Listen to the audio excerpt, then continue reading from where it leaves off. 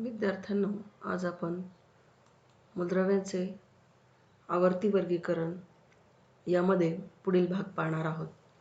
मागच्या तासाला आपण डोबेरेनरच्या त्रिकांचा नियम आणि न्यूलंडच्या अष्टकाचा नियम पाहिलेला आहे. आज आपल्याला त्यापुढील भाग बघायचा आहे. त्यापुढील भागामध्ये आपण आधुनिक आवर्त सारणी आणि आवर्त सारणीचे दीर्घरूप अभ्यासणार आहोत. आता याच्यामध्ये जर तुम्ही पाहिलं तर आधुनिक आवर्त सारणीमध्ये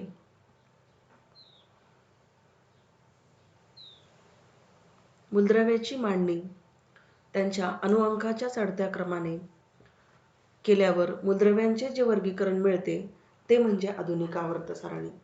या ठिकाणी आधुनिक आवर्त सारणी कशाला म्हणायचं तर मूलद्रव्यांची मांडणी त्यांच्या अणुअंकाच्या चढत्या क्रमाने केल्यावर मूलद्रव्यांचे जे वर्गीकरण मिळते ते म्हणजे आधुनिक आवर्त सारणी होय. अणुअंक आधारभूत धरून तयार झालेल्या आधुनिक आवर्त सारणीमुळे मूलद्रव्यांच्या गुणधर्मांचे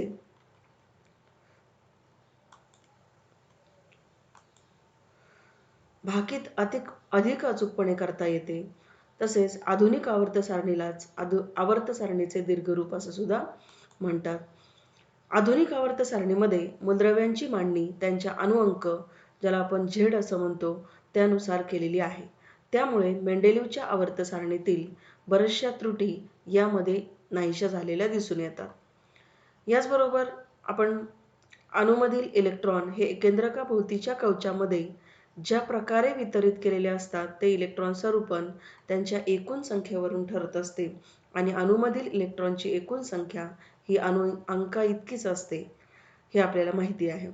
मूलद्रव्यांचा अणुअंक व त्यांचे इलेक्ट्रॉन स्वरूपण याविषयी आधुनिक आवर्त सारणीमध्ये आपल्याला संबंध दर्शवलेला आहे. आता नेमकं त्याची रचना कशी आहे तर यामध्ये 7 आडव्या ओळी आहे. या आधुनिक आवर्त सारणीमध्ये 7 आडव्या ओळी आहे आणि त्या म्हणजेच 1 ते 7 आवर्त त्याला म्हटलेलं आहे. तसेच या सारणीमध्ये 18 उभे स्तंभ म्हणजेच ज्याला 1 ते 18 गण असं म्हटलेलं आहे. आता हे लक्षात ठेवायचं आहे की आडव्या ओळी 7 आहेत आणि उभे स्तंभ जे आहेत ते 1 ते 18 गण आहेत. आवर्त आणि गण यांच्या रचनेमधूनच या चौकटी तयार झालेल्या आहे आणि या चौकटीमध्ये वरच्या बाजूला ओळीने अणुअंक दर्शवलेले असतात. प्रत्येक चौकट ही एका मूलद्रव्याची जागा आहे. हे आपल्याला बघायचंच आहे की 7 ओळी व्यतिरिक्त आवर्त सारणीच्या तळाशी आणखी 2 स्वतंत्र ओळी दिलेल्या आहेत, ज्यांना अनुक्रमे या ठिकाणी लॅन्थॅनाइड श्रेणी आणि ॲक्टिनाइड श्रेणी असं म्हणतात. या 2 श्रेणींसहित आवर्त सारणीमध्ये जवळजवळ 118 चौकटी आहेत. म्हणजेच काय, त्या 118 चौकटीमध्ये 118 मूलद्रव्यांसाठी जागा आहेत.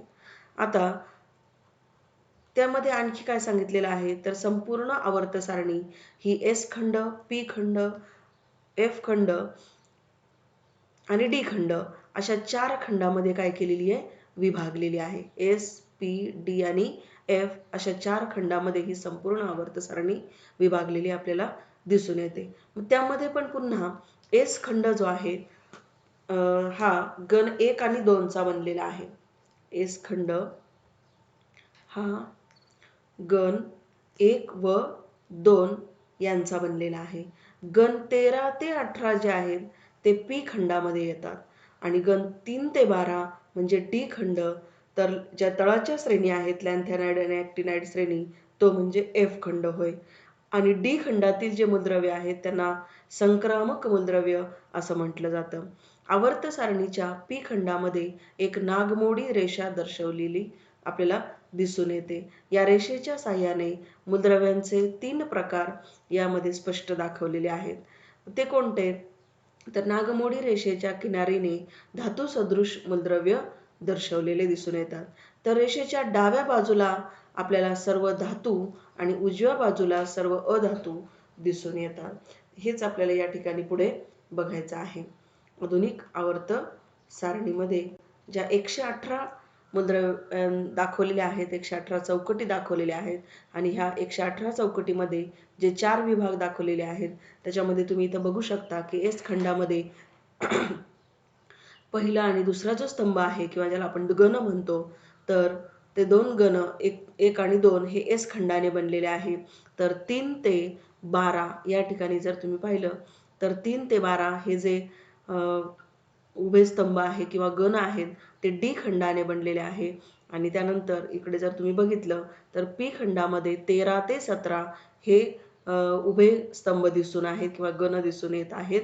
आणि त्यानंतर इथे जर शेवटचा स्तंभ जो तुम्हाला दिसत आहे 18वा स्तंभ, ज्याला निष्क्रिय वायूंचा किंवा राजवायूंचा स्तंभ असं म्हटलेलं आहे. 18वा जो स्तंभ आहे तो त्याच्यामध्ये हेलियम, निऑन, आर्गॉन, क्रिप्टॉन वगैरे दाखवलेले आहेत.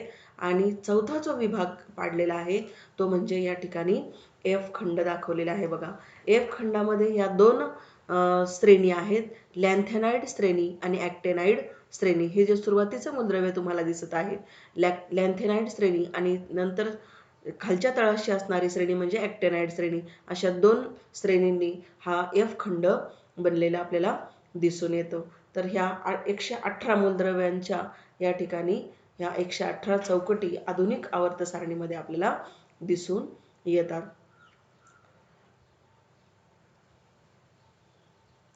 या मूलद्रव्यांचं इलेक्ट्रॉन स्वरूपन याच्यामध्ये जर आपण विचार केला तर एका आवर्तामध्ये शेजारी शेजारी असणाऱ्या मूलद्रव्यांच्या गुणधर्मामध्ये थोडासा फरक आपल्याला दिसून येतो. मात्र दूर असणाऱ्या मूलद्रव्यांच्या गुणधर्मामध्ये खूपच फरक दिसून येतो. एका गणातील मूलद्रव्यांच्या रासायनिक गुणधर्मामध्ये साधर्म्य आणि प्रवणता दिसून येते. हीच या आवर्त सारणीतील गण आणि आवर्तची विशिष्ट वैशिष्ट्य मूलद्रव्यांच्या इलेक्ट्रॉन स्वरूपनामुळे आहेत हे दिसून येतात. आता यावरून त्यांची कोणत्या गणामध्ये आणि कोणत्या आवर्तामध्ये त्यांना ठेवायचं आहे किंवा त्यांचे स्थान निश्चित करायचं आहे हे इलेक्ट्रॉन स्वरूपनावरून ठरवून येते. त्यानंतर आपल्याला बघायचं आहे गण आणि इलेक्ट्रॉन स्वरूपन. आता या ठिकाणी जर आपण पाहिलं तर गण 1 मध्ये आपल्याला अल्क धातूंच्या कुलातील मूलद्रव्यांच्या संयोजी इलेक्ट्रॉनची संख्या समान असलेली दिसून येते. तर दुसऱ्या कोणत्याही एका गणामध्ये मूलद्रव्ये जर आपण पाहिली तर त्यांच्या संयोजी इलेक्ट्रॉनची संख्या ही एकसमान असल्याचे आपल्याला दिसून येते. उदाहरणार्थ बेरिलियम, मॅग्नेशियम, कॅल्शियम ही मूलद्रव्ये जी आहेत ती गण 2 मध्ये म्हणजेच अल्कधर्मी मृदा धातूंच्या कुलामध्ये आढळून येतात. त्यांच्या बाह्यतम कवचामध्ये आपल्याला 2 इलेक्ट्रॉन दिसून येतात. तसेच गण 17 मधील म्हणजेच हॅलोजन कुलातील फ्लोरीन व क्लोरीन इत्यादी मूलद्रव्यांच्या बाह्यतम कवचामध्ये 7 इलेक्ट्रॉन दिसून येतात. आणि याचं जर निरीक्षण केलं आपण तर कोणत्याही एका गणामध्ये वरून खाली जाताना इलेक्ट्रॉनचे एक एक कवच वाढलेले आपल्याला दिसून येते. यावरून आपल्याला असं म्हणता येईल की बाह्यतम कवचाचे इलेक्ट्रॉन स्वरूपन हे आधुनिक आवर्त सारणीतील त्या गणाचं वैशिष्ट्य आहे. म्हणजेच गणात वरून खाली जाताना कवचांची संख्या सुद्धा वाढत असलेली आपल्याला दिसून येते. आता इथे जर तुम्ही पाहिलं तर इथे आपल्याला माहितीसाठी दिलेले बघा, अणुअंक 92 असलेल्या युरेनियम या मूलद्रव्यानंतरची सर्व मूलद्रव्य ही मानवनिर्मित आहेत आणि सर्व मूलद्रव्य किरणोत्सारी व अस्थायी असून त्यांचं आयुष्यमान सुद्धा खूप कमी आहे. आत्ताच आपण बघितलं बघा की गण पहिल्यामध्ये अल्कधर्मी मूलद्रव्य आहेत. इथे जर तुम्ही बघितलं तर त्यांच्या इलेक्ट्रॉन स्वरूपन जर तुम्ही बघितलं तर त्यांची संख्या आपल्याला गणात वरून खाली येताना वाढत असलेली दिसून येते. त्यांचं इलेक्ट्रॉन त्यासाठी तुम्हाला अनुक्रमांकावरून या ठिकाणी इलेक्ट्रॉन स्वरूपन समजून घ्यावं लागेल. समजा उदाहरणार्थ या ठिकाणी जर आपण लिथियम घेतलं तर त्याचा अनुक्रमांक आहे 3 आणि त्याचं इलेक्ट्रॉन स्वरूपन, आता या ठिकाणी एक उदाहरण दाखल मी तुम्हाला सांगते की लिथियम आहे आणि त्याचा इलेक्ट्रॉन स्वरूप अनुक्रमांक आहे 3 आणि म्हणून इलेक्ट्रॉन स्वरूपन आहे या ठिकाणी 2 आणि 1. 2 आणि 1 का बरं? तर या ठिकाणी द्रव्याच्या अणूच्या केंद्रकामध्ये प्रोटॉन आणि न्यूट्रॉन असतात, तर इलेक्ट्रॉन त्याच्या सभोवताली फिरत असतात हे आपल्याला माहिती आहे. मग त्याच्या पहिल्या कक्षेमध्ये 2 इलेक्ट्रॉन असतात आणि बाहेरच्या कक्षेमध्ये साहजिकच एकच इलेक्ट्रॉन या ठिकाणी शिल्लक राहिलेला आपल्याला दिसून येतो, कारण अनुक्रमांक 3 आहे. मग तसंच आपण जर इथं या ठिकाणी बेरिलियमचं बघितलं तर बेरिलियमचा अनुक्रमांक आहे 4. बेरिलियमचा अनुक्रमांक 4 आहे आणि याचा इलेक्ट्रॉन स्वरूपन जर तुम्ही पाहिलं तर 2 आणि 2 अशा प्रकारे. इथे जर तुम्ही पाहिलं तर बाहेरच्या कक्षेमध्ये लिथियमचा 1 इलेक्ट्रॉन आहे तर बेरिलियमचा 2 इलेक्ट्रॉन इथे दिसून येतोय. म्हणजे या ठिकाणी आपण गणामध्ये वरून खाली येताना जसं आपण वरून खाली येऊ तसं आपल्याला त्यांची इलेक्ट्रॉन स्वरूपनामध्ये इलेक्ट्रॉनची संख्या जी आहे त्या कवचांची संख्या जी आहे ती वाढत असलेली दिसून येते. इथे जरी तुम्ही बघितलं तर सोडियम आणि मॅग्नेशियम मध्ये सुद्धा बघा अनुक्रमांक 11 आणि 12 आहे. इलेक्ट्रॉन स्वरूपन या ठिकाणी 2 8 1 येईल, तर या ठिकाणी 2 8 2 येईल. म्हणजे अशा प्रकारे प्रत्येक चौकटीमध्ये जर अंकाचं आपण निरीक्षण केलं तर एक एकने इलेक्ट्रॉनची संख्या आपल्याला वाढत गेलेली दिसून येते. त्यानंतर आता आपण बघितलं की नागमोडी रेषा दाखवलेली आहे असं म्हटलेलं आहे बघा. हॅलोजन कुलातील इथं मूलद्रव्य गण 17. इथे जर तुम्ही पाहिलं तर इथं बोरॉन, अल्युमिनियम हे जे दाखवलेले मूलद्रव्य आहेत याच्या डाव्या बाजूला उजव्या बाजूला काही धातू सदृश मूलद्रव्य, काही आता या ठिकाणी जे आपण वरती बघितलं बघा की नागमोडी रेषेच्या साह्याने मूलद्रव्याचे 3 प्रकार या ठिकाणी दाखवलेले आहेत. त्याच्यामध्ये किनारीने धातू सदृश मूलद्रव्य दाखवलेले आहेत. आता या ठिकाणी धातू सदृश म्हणजे काय की जी मूलद्रव्य धातू आणि अधातू या दोन्हींचे गुणधर्म दर्शवते त्यांना आपण धातू सदृश मूलद्रव्य असं म्हणतो. तर ह्या नागमोडी रेषेच्या डाव्या बाजूला सर्व धातू आणि उजव्या बाजूला आपल्याला अधातू दिसून येतात. तर ही जी किनार आहे या ठिकाणी जी दाखवलेली आहे शिडीसारखी, तर हे धातू सदृश मूलद्रव्य याच्यामुळे ह्या किनारीने दर्शवलेले दिसून येतात की जे दोन्हींचे गुणधर्म दर्शवतात. आणि डाव्या बाजूला जे दाखवलेले आहेत ते धातू आहेत, जसं अल्युमिनियम, गॅलियम वगैरे सारखे दाखवलेले आहेत. आणि उजव्या बाजूला हे सर्व जे दाखवलेले आहेत ते अधातू दाखवलेले आहेत. तर अशा प्रकारे या आधुनिक आवर्त सारणीची रचना आपल्याला यामध्ये दिसून येते. त्यानंतर आपल्याला बघायचं आहे आवर्त आणि इलेक्ट्रॉन स्वरूपन. ह्याच्यामध्ये आता आपल्याला इथे शेजारीच तुम्हाला पोटॅशियम अणू आणि आर्गॉन अणू यांची रचना दाखवलेली आहे. मगाशी मी सांगितल्याप्रमाणे या ठिकाणी हे मूलद्रव्य आहे. समजा पोटॅशियम हे मूलद्रव्य आहे. या ठिकाणी याचं हे केंद्रक आहे मध्यभागी आणि त्याच्या पहिल्या कक्षेमध्ये तुम्हाला 2 इलेक्ट्रॉन दिसत आहे. आता या बाहेरच्या कक्षेमध्ये किती इलेक्ट्रॉन असतील किंवा त्याची संख्या कशी निश्चित असते, तर त्यासाठी आपल्याला अगोदर पोटॅशियमचा अणुअंक माहीत असणं आवश्यक आहे. इथे जर तुम्ही पाहिलं तर 2 8 8 1 म्हणजेच या ठिकाणी 19 ही हा त्याचा अनुक्रमांक आहे. आणि म्हणून पहिल्या कक्षेमध्ये 2 इलेक्ट्रॉन आपल्याला दिसत आहे. दुसऱ्या कक्षेमध्ये 8 इलेक्ट्रॉन आहे. तिसऱ्या कक्षेमध्ये सुद्धा 8 इलेक्ट्रॉन आहे आणि 1 हे बाहेरच्या कक्षेमध्ये हा इलेक्ट्रॉन तुम्हाला दिसून येत आहे बघा. हा जो बाहेरच्या कक्षेमध्ये इलेक्ट्रॉन दिसून येत आहे हा 1 इलेक्ट्रॉन आहे. आणि आर्गॉनमध्ये जर तुम्ही पाहिलं तर आर्गॉनची इलेक्ट्रॉन स्वरूपन आहे 2 8 8 म्हणजेच याचा अनुक्रमांक आहे 18. आणि म्हणून याची जी बाहेरची कक्षा आहे ती पण पूर्ण भरलेली आहे बघा. पहिल्या कक्षेमध्ये 2 इलेक्ट्रॉन आपल्याला दिसत आहेत, दुसऱ्यामध्ये 8 आहेत आणि तिसऱ्यामध्ये सुद्धा 8 इलेक्ट्रॉन आपल्याला दिसून येतात. यावरून आपल्या काय लक्षात येतं की हे जे काही निष्क्रिय मूलद्रव्य आहे यांच्या बाह्यतम कक्षा ज्या आहेत त्या पूर्ण भरलेल्या दिसून येतात. जसं इथे जर तुम्ही पाहिलं तर हेलियमचे 2 आहे, निऑनचे 2 8 आहे, आर्गॉनचे 2 8 8 आहे. इथे जर तुम्ही निरीक्षण केलं तर बाहेरच्या कक्षेमध्ये 8 इलेक्ट्रॉन आहेत म्हणजे त्यांच्या कक्षा पूर्णपणे भरलेल्या आहेत आणि ते रासायनिक अभिक्रियेमध्ये भाग घेऊ शकत नाही. परंतु ज्यांच्या बाहेरच्या कक्षेमध्ये 1 इलेक्ट्रॉन 2 इलेक्ट्रॉन असतील तर ते दुसऱ्या इलेक्ट्रॉनशी किंवा दुसऱ्या मूलद्रव्याची संधान साधू शकतात, असं आपल्याला या रचनेवरून लक्षात येईल. मूलद्रव्यांमधील संयोजा इलेक्ट्रॉनची संख्या वेगवेगळी आहे, मात्र त्यांच्या कवचांची संख्या एकसारखी आहे असं आपल्याला दिसून येते. मूलद्रव्यामधील इलेक्ट्रॉनची संख्या वेगवेगळी दिसून येते, परंतु कवच मात्र जे आहे, कक्षा ज्या आहेत त्या मात्र आपल्याला एकसारख्या दिसून येतात. आवर्तामध्ये डावीकडून उजवीकडे जातो तसतसं आपण असं दिसून येतं आपल्याला की त्यांचा अणुअंक हा 1 1 ने वाढत गेलेला आहे. तशी संयुज इलेक्ट्रॉनची संख्या सुद्धा वाढत असलेली दिसून येते जसं आपण डावीकडून उजवीकडे जाऊ. इथे जर तुम्ही पाहिलं तर लिथियम, बेरियम समजा इथं इलेक्ट्रॉनची संख्या सुद्धा कशी दिसते 1 ने वाढत असलेली दिसून येते. 1 2 3 4 5 अशा प्रकारे जर तुम्ही पाहिलं तर या ठिकाणी लिथियम मध्ये बाहेरच्या कक्षेमध्ये 1 इलेक्ट्रॉन, बेरियम मध्ये 2, बोरॉन मध्ये 3, कार्बन मध्ये 4, नायट्रोजनमध्ये 5 अशा प्रकारे ही संख्या काय केलेली आहे, वाढत गेलेली आपल्याला दिसून येते. खाली सुद्धा जर तुम्ही पाहिलं तर बाहेरच्या कक्षेमध्ये 1 इलेक्ट्रॉन, बाहेरच्या कक्षेमध्ये 2 इलेक्ट्रॉन, 3 इलेक्ट्रॉन, 4 इलेक्ट्रॉन अशा प्रकारे संख्या वाढत गेलेली आपल्याला दिसून येते. ही इलेक्ट्रॉनची संख्या आहे, कक्षेमधील इलेक्ट्रॉनची संख्या आपल्याला दिसून येते. ज्या मूलद्रव्यामधील इलेक्ट्रॉन असलेल्या कवचांची संख्या एकसारखी असते ती मूलद्रव्य एकाच आवर्तामध्ये असतात. दुसऱ्या आवर्तातील lithium, barium, boron, carbon, nitrogen, oxygen, fluorine आणि निऑन या मूलद्रव्यांच्या के व एल या 2 कवचामध्ये इलेक्ट्रॉन असतात. तर तिसऱ्या आवर्तामध्ये sodium, magnesium, aluminium, silicon, phosphorus, sulphur, chlorine व आर्गॉन या मूलद्रव्यांच्या के एल व एम या 3 कवचामध्ये इलेक्ट्रॉन दिसून येतात. या मूलद्रव्यांचे इलेक्ट्रॉन स्वरूपन आपण लिहू शकतो आणि खात्री करू शकतो.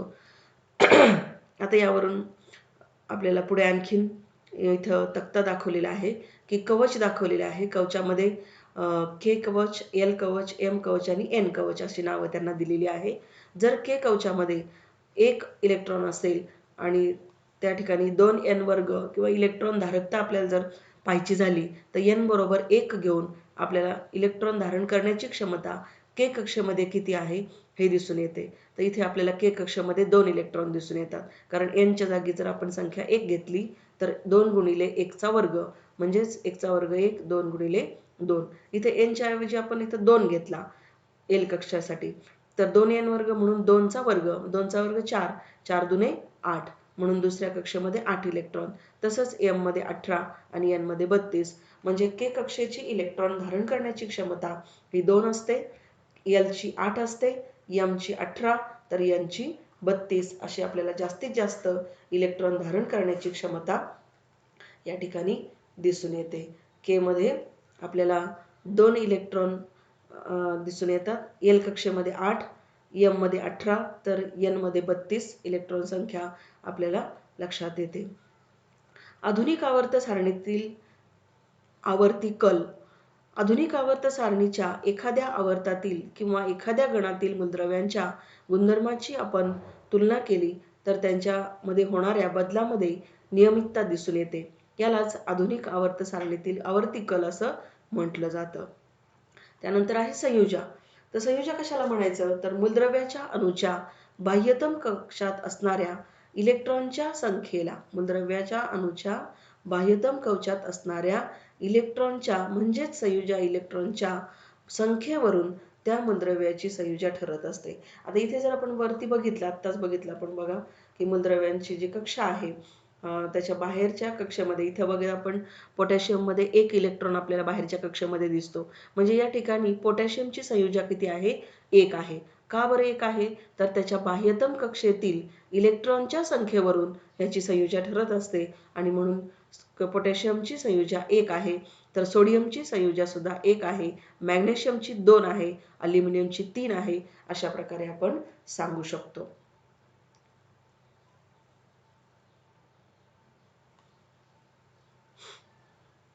त्यानंतर अणूंचा आकारमान. आकारमान हा द्रव्याचा मूलभूत गुणधर्म आहे हे आपण जाणतोच. अणूचे आकारमान सुद्धा त्याच्या त्रिज्येवरून ठरवलं जातं. अणुत्रिज्या म्हणजे अणुकेंद्रक आणि बाह्यतम कवच यांच्यातील अंतर. अणुत्रिज्येची व्याख्या या ठिकाणी काय केलेली आहे की अणुत्रिज्या म्हणजे अणुकेंद्रक व बाह्यतम कवच यांच्यामधील अंतर म्हणजे काय होय, अणुत्रिज्या. आता या ठिकाणी आपण आत्ताच वरती बघितल्याप्रमाणे की अणूचं केंद्रक आणि बाह्यतम कवच. आता या ठिकाणी अणूचं केंद्रक के जे आहे ते इथे दाखवलेलं आहे बघा, हे के अणूचं केंद्रक या ठिकाणी दाखवलेलं आहे आणि बाह्यतम कवच म्हणजे हे. तर या ठिकाणी ह्या दोघांमधलं हे जे काय अंतर आहे याला अणुत्रिज्या असं म्हटलं जातं. म्हणजेच काय थोडक्यात की अणूच्या केंद्रक आणि बाह्यतम कवच यांच्यातील अंतराला अणुत्रिज्या असे म्हणतात. इथे अणुत्रिज्येची व्याख्या आता आपण पाहिली.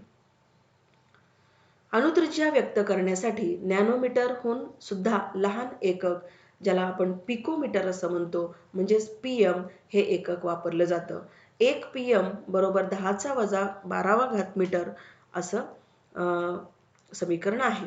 आता या ठिकाणी मूलद्रव्य दाखवलेले आहे. Oxygen, boron, carbon, nitrogen, boron, lithium. तर यांची अणुत्रिज्या जर तुम्ही पाहिली तर या ठिकाणी आपल्याला वाढत वाढत गेलेली दिसून येते. म्हणजेच काय की आवर्तामध्ये डावीकडून उजवीकडे जाताना आता इथे या ठिकाणी दोन्हीकडे बी आणि बी आहे बघा, 88 आणि 111. इथे जर तुम्ही मूलद्रव्य बघितलं वरती आपण आधुनिक आवर्त सारणी पाहिली बघा, तर 88 आणि 111 हे अनुक्रमांक कोणाचे आहेत, बोरॉनचा किती आहेत आणि आणखीन एक बी जे 118 दाखवलेले आहेत ते कोणते आहेत आपण बघूया.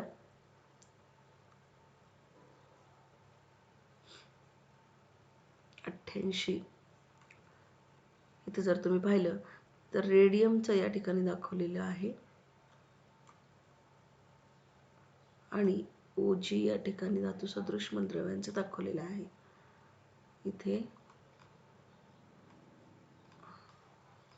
आपल्याला इथे एवढंच लक्षात घ्यायचं आहे की अणुत्रिज्या ज्या आहेत त्या मूलद्रव्यांच्या कशात गेलेले दिसून येत आहे, तर वाढत असलेल्या दिसून येत आहे बघा त्यांचं आकारमान. आवर्तामध्ये डावीकडून उजवीकडे जाताना अणुत्रिज्या कमी कमी होत जाते. याचे कारण म्हणजे एका आवर्तामध्ये डावीकडून उजवीकडे जाताना अणुअंक एक एकने वाढत जातो, म्हणजेच केंद्रकावरील धनप्रभार एक एकने वाढत जातो एक एककाने. मात्र त्यामध्ये भर पडलेला इलेक्ट्रॉन असलेल्याच बाह्यतम कवचामध्ये तो जमा होतो. वाढीव केंद्रकीय धनप्रभारामुळे इलेक्ट्रॉन केंद्रकाकडे अधिक प्रमाणात ओढले जातात, त्यामुळे अणूचे आकारमान कमी होत जाते. यावरती आधारित तुम्हाला शास्त्रीय कारण सुद्धा विचारलं गेलेलं आहे परीक्षेमध्ये की आवर्तामध्ये डावीकडून उजवीकडे जाताना अणुत्रिज्या कमी होत जाते. तर याचं हे उत्तर आहे बघा, आवर्तामध्ये डावीकडून उजवीकडे जाताना अणुत्रिज्या कमी होत जाते. याचं कारण काय आहे ते कारण आता आपण बघितलं की जसजसं डावीकडून उजवीकडे आपण जातो तसतसा अणुअंक काय होत जातो, एक एकने वाढत जातो. म्हणजेच केंद्रकावरील धनप्रभार जो आहे तो सुद्धा एक एक एककाने वाढत जातो आणि त्यामध्ये इलेक्ट्रॉन हा जो आहे तो बाह्यतम कवचामध्ये जमा होतो आणि वाढीव केंद्रकीय धनप्रभारामुळे इलेक्ट्रॉन केंद्रकाकडे अधिक प्रमाणात ओढले जातात व त्यामुळे अणूचे आकारमान कमी होत जाते. अशा प्रकारे हे कारण त्या ठिकाणी सांगितलेलं आहे. इथेच बघा पोटॅशियम, सोडियम, रुबिडियम, सिझियम, लिथियम याच्यामध्ये जर तुम्ही पाहिलं तर पोटॅशियमचा अणुत्रिज्या आहे 231, सोडियम 186, रुबिडियम 244, सिझियम 262 आणि लिथियम 151. याचा आवर्त सारणीमध्ये तुम्ही निरीक्षण करायचं आहे. अणूचे आकारमान जसं वाढत जातं त्याचं कारण म्हणजे गणात खाली जाताना नवीन कवकाची भर पडत जाते, त्यामुळे बाह्यतम इलेक्ट्रॉन व अणुकेंद्रक यांच्यातील अंतर सुद्धा काय होत जातं, वाढत जातं. याचा परिणाम म्हणजे केंद्रकावरील प्रभार वाढून सुद्धा अणूचे आकारमान हे वाढत जाते असं आपल्याला लक्षात येतं.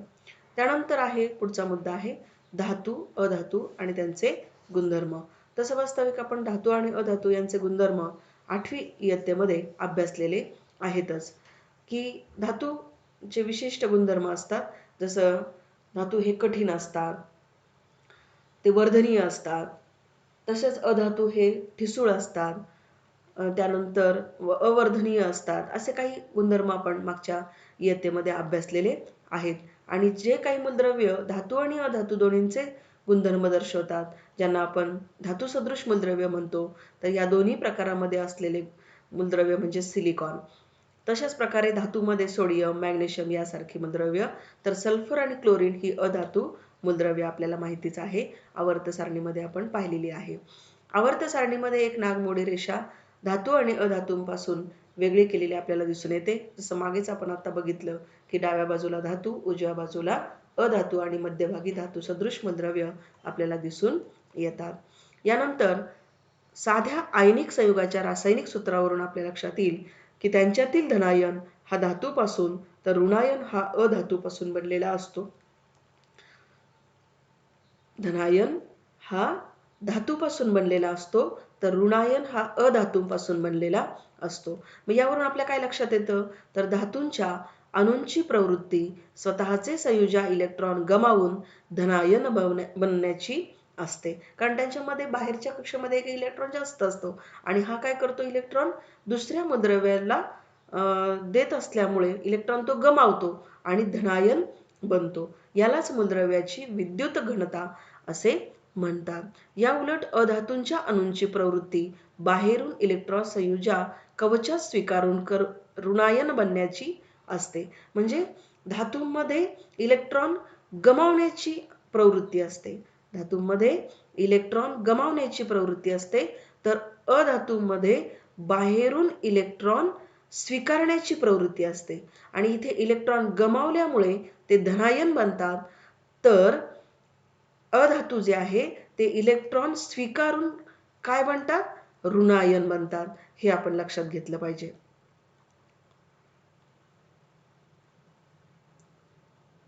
इथे अधातू मूलद्रव्य उजव्या बाजूला, डाव्या बाजूला धातू मूलद्रव्य इथे निळ्या रंगाने तुम्हाला दर्शवलेले आहे. बघा, धातू हा निळा रंग जो आहे तिथे सगळे धातू आहेत. जो पिवळा रंग दाखवलेला आहे ते धातू सदृश मूलद्रव्य मध्यभागी आहेत आणि हा जो कलर आहे याने अधातू मूलद्रव्य दर्शवलेले आहेत. मूलद्रव्यातील हा आवर्ती कल आपल्या लक्षात येतो. एका गणामध्ये वरून खाली जाताना नव्या कवचाची भर पडून केंद्रक आणि संयोजा इलेक्ट्रॉन यांच्यामधलं अंतर वाढत जातं. त्यामुळे परिणामी केंद्रकीय प्रभार कमी होऊन संयोजा इलेक्ट्रॉनवरील आकर्षण बल सुद्धा कमी होतं. त्यामुळे संयोजा इलेक्ट्रॉन गमावण्याची अणूची प्रवृत्ती वाढत जाते. तसेच संयोजा इलेक्ट्रॉन गमावल्यावर उपांत्य कवच हे बाह्यतम ठरते. हे उपांत्य कवच पूर्ण अष्टक असल्यामुळे तयार झालेल्या धनायनाला विशेष स्थैर्य प्राप्त होते. इलेक्ट्रॉन गमावण्याची अणूची प्रवृत्ती आणखी वाढते. संयोजा इलेक्ट्रॉन गमावण्याची अणूची प्रवृत्ती म्हणजे धातू गुणधर्म. त्यामुळे गणात वरून खाली जाताना मूलद्रव्याचा धातू गुणधर्म वाढण्याचा कल आपल्याला दिसून येतो. तर एका आवर्तामध्ये डावीकडून उजवीकडे जाताना बाह्यतम कवच तेच राहते. केंद्रकावरील धनप्रभार वाढत गेल्याने व अणुत्रिज्या कमी होत गेल्याने प्रयुक्त होणारा परिणामी केंद्रीय प्रभार सुद्धा वाढत जातो. त्यामुळे संयोजा इलेक्ट्रॉन गमावण्याची अणूची प्रवृत्ती कमी होत जाते. म्हणजेच आवर्तामध्ये डावीकडून उजवीकडे जाताना मूलद्रव्यांचा धातू गुणधर्म कमी कमी होत जातो. एका आवर्तामध्ये डावीकडून उजवीकडे जाताना वाढत जाणारा केंद्रकीय प्रभार व कमी होत जाणारे अणुत्रिज्या या दोन्ही घटकामुळे संयोजा इलेक्ट्रॉनवर प्रयुक्त होणारा परिणामी केंद्रकीय प्रभार सुद्धा वाढत जातो. आणि संयोजा इलेक्ट्रॉन जे आहेत ते अधिकाधिक या आकर्षण बलाने त्यांना धरून ठेवतात. यालाच अणूची विद्युत ऋणता असं म्हटलं जातं. अणूची विद्युत ऋणता म्हणजे संयोजा इलेक्ट्रॉनना आकर्षण बलाने अधिकाधिक धरून ठेवलं जाणं. एका आवर्तामध्ये डावीकडून उजवीकडे जाताना वाढत जाणाऱ्या विद्युत ऋणतेमुळे बाहेरून इलेक्ट्रॉन स्वीकारून पूर्ण अष्टक स्थितीमधील ऋणायन बनण्याची अणूची क्षमता वाढत जाते. मूलद्रव्याची ऋणायन बनण्याची प्रवृत्ती किंवा विद्युत ऋणता म्हणजेच मूलद्रव्याचा अधातू गुणधर्म होय. की ज्या ठिकाणी मूलद्रव्य ऋणायन बनतात किंवा त्यांची जी प्रवृत्ती असते तिला विद्युत ऋणता किंवा अधातू गुणधर्म असं म्हटलं जातं. त्यानंतर हॅलोजन कुलातील प्रवणता. आता गण सत्रामध्ये हॅलोजन कुलाचे सदस्य आहेत हे आपल्याला माहिती आहे. मग ते जसे फ्लोरीन, क्लोरीन हे वायू, ब्रोमीन, आयोडीन यासारखे स्थायू. निष्क्रिय वायू ज्यांना म्हटलं जातं, निष्क्रिय नाही, हॅलोजन कुलातील हे गण सत्रामध्ये हॅलोजन कुलाचे आहे आणि निष्क्रिय वायू वेगळे आहेत. त्यामध्ये जर तुम्ही पाहिलं तर पुन्हा एकदा आपण गण सत्रामध्ये जाऊया की इथे सांगितल्याप्रमाणे की गण सत्रामध्ये हॅलोजन कुलाचे सदस्य आहे त्यांचे रेणुसूत्र X2 असे दिसून येते. X2 म्हणजे Xच्या जागी एखाद्या मूलद्रव्याची संज्ञा आणि गणात वरून खाली जाताना त्यांच्या भौतिक स्थितीमध्ये प्रवणता दिसून येते.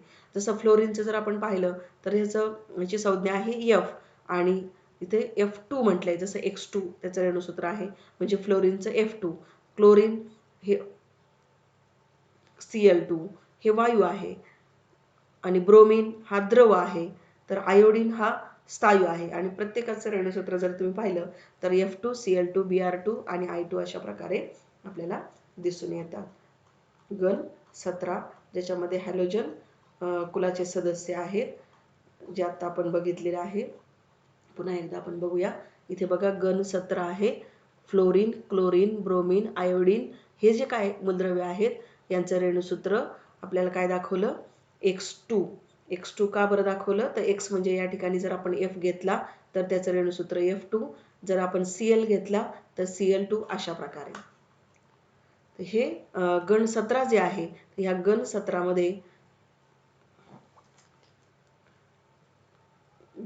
मध्ये आपल्याला हॅलोजन कुलातील हे सदस्य दिसून येतात। तर आतापर्यंत आज आपण काय बघितलं? आज पुन्हा एकदा बघूया। आज आपण आधुनिक आवर्त सारणीची रचना बघितली, ज्याच्यामध्ये गण आणि आवर्त आहेत। उभ्या स्तंभांना आपण गण म्हटलेलं आहे, आडव्या ओळींना आपण आवर्त असं म्हटलेलं आहे। या आडव्या ओळी 7 आहेत म्हणून 1 ते 7 आवर्त, उभे स्तंभ 18 आहे म्हणून 1 ते 18 हे गण हे आपण पाहिलं। याशिवाय त्या आवर्त सारणीचे 4 भागामध्ये विभागणी केलेली आहे। S, P, D आणि F या खंडामध्ये शेवटच्या ज्या तळाच्या श्रेणी आहेत त्यांना लॅन्थेनाइड आणि ॲक्टिनाइड श्रेणी असं म्हणतात, ते F खंडामध्ये येतात। तर S, P, D खंड जे आहे त्याच्यामध्ये S खंडामध्ये 1 आणि 2 हा गण आहे। 13 ते 18 P आणि 3 ते 12 D खंड। अशा प्रकारे आपण याची रचना बघितलेली आहे। त्यानंतर आपण आधुनिक आवर्त सारणीचा हा तक्ता बघितला। 118 मूलद्रव्यांना कशा प्रकारे स्थान या ठिकाणी दिलेलं आहे हे आपण आता बघितलेलं आहेच। त्यांचं इलेक्ट्रॉन स्वरूपण सुद्धा या मूलद्रव्यांच्या कवचावरून आपण पाहिलेलं आहे। आता इथे जर आपण पाहिलं तर सुरुवातीला बघा इथे के कवच दाखवलेलं आहे आणि याच्या नंतरचं जे सुरुवातीचा के कक्षामध्ये 2 इलेक्ट्रॉन दाखवलेले आहे बघा, तर हे के कवच आहे। त्यानंतरचं एल कवच आहे, नंतरचं एम आणि नंतरचं एन, अशा प्रकारे हे कवच आहेत या ठिकाणी दाखवलेले आहेत। त्यानंतर आपण इलेक्ट्रॉन कवचांची इलेक्ट्रॉन धारकता सुद्धा पाहिलेली आहे की प्रत्येक कवचामध्ये किती इलेक्ट्रॉन असतात। त्यांचा आवर्ती कल सुद्धा आपण या ठिकाणी या रचनेने पाहिलेला आहे। आणि सर्वात शेवटी आपण बघितलं हॅलोजन कुलातील प्रवणता। इथे आपलं हे प्रकरण संपलेलं आहे। तेव्हा धड्याखालील स्वाध्याय जो आहे तो पूर्ण करून त्याचा फोटो ग्रुपवर पाठवायचा आहे। धन्यवाद।